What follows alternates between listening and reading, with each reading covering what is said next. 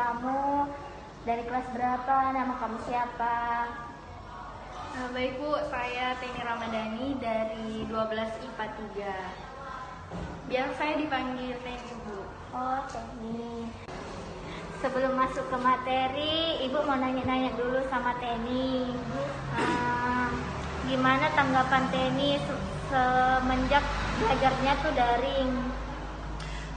Dari saya pribadi Bu, selama daring ini mungkin proses pembelajaran banyak yang terhambat, contohnya kurang efektif. Terus penyampaian yang dari guru ke siswa, ke murid, kadang apa yang disampaikan yang dari guru ke murid itu sering miskom Bu. Contohnya kita misalnya selama online kita belajar di sekolah Bu, kita kadang masih sulit memahami, apalagi selama kita daring yang dari sosmed seperti itu Bu. Misalnya Ibu menyampaikan seperti A, yang ditanggapi siswa tuh pasti A, B atau C. Begitu Bu kalau menurut saya. Oh begitu. Tapi selama daring ini Teni jalannya itu kayak gimana? Sebenarnya proses pembelajarannya tetap jalan Bu, tetap baik. Cuman mungkin karena kita perbatasan sering terhambat dengan jaringan. Sama mungkin jaringan internet, kuota atau biaya seperti itu Bu. Oh iya Bu, saya mau bertanya, untuk semester depan apakah kita sudah boleh untuk belajar dengan tatap muka Bu?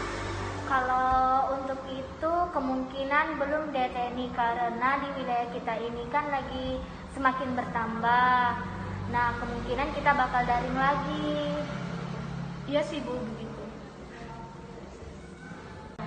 Baiklah, kita langsung masuk pada inti materi kita. Teni tahu gak kenapa Ibu panggil Teni ke sini? Belum tahu Bu, sebenarnya kenapa. Nah, baiklah, di sini Ibu mau jelaskan ke Teni. Teni sebelumnya pernah dengar BK itu apa sih? BK sebenarnya sering dengar Bu, sudah sering, tidak asing bagi saya, tapi untuk secara luas saya belum memahaminya Bu.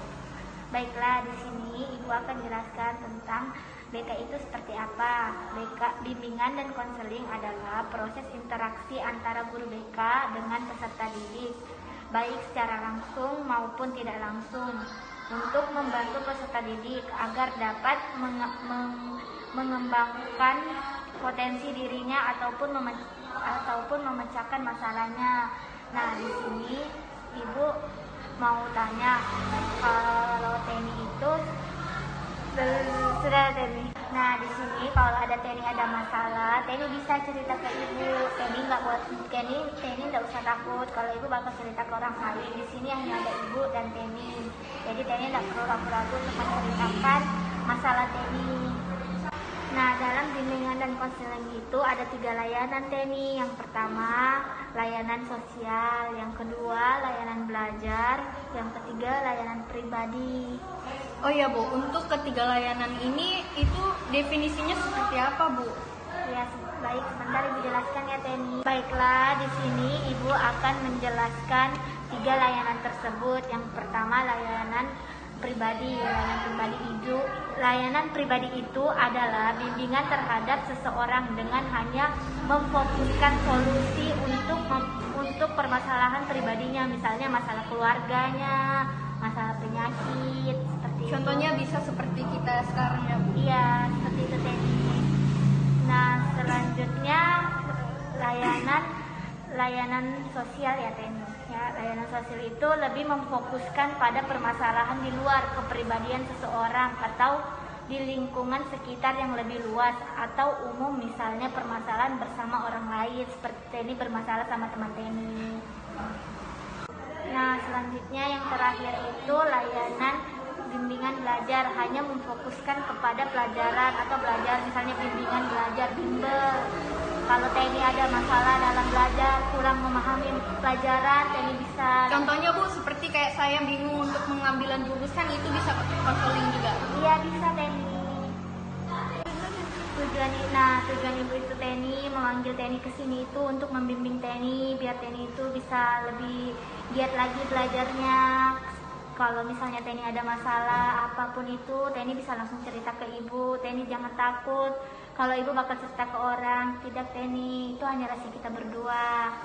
Nah siapa tahu kan Teni ada masalah, tapi Teni takut untuk menceritakan sama siapapun karena Teni takut orang itu akan cerita ke orang lagi.